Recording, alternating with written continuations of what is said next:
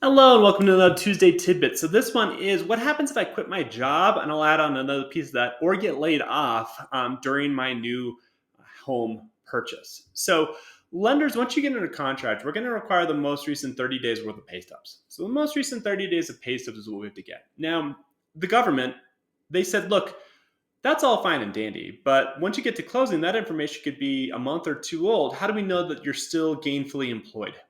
They require then that lenders do a verbal verification of employment. So it's called a VVOE, verbal verification of employment, within a week of closing to make sure that you are still gainfully employed. Now, that verification is very, very short.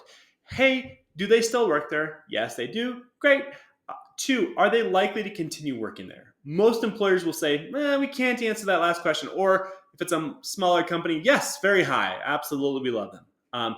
That's all. We're not double checking your pay at that point. We've already done all of that. Really, this is just a final verification to make sure that you are still gainfully employed. If when we do that final verification of employment, you are no longer working, you've either quit your job or you've been laid off, they will likely answer that last question. And even if you are still working there and you just haven't had your 2 weeks expire or whatever the case may be, they'll likely answer that last question. What's the likelihood of continued employment? They'll probably answer not great or not good. Or you might not even show up in the HR system at all anymore.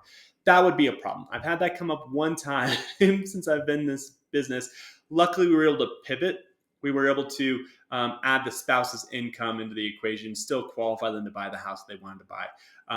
So if you're going to give notice to your employer to quit your job, do so after closing. That would be ideal. I hold down that job until after closing, and then after closing, you can do whatever you want. We're done with verification. Okay.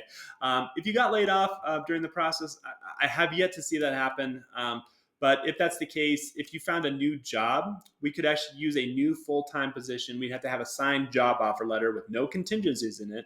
And that new job would have to begin within a couple months of closing. So there is still possibilities there. But yeah, it's entirely possible that it could create issues with your loan. And that all comes down to some government required rules, which are they require that a lender verifies ATR, ability to repay. And if you're not currently employed, we can't verify ATR. So that's what lenders are looking at. That's why we have to do the final verification when we do it. And hopefully this doesn't come up.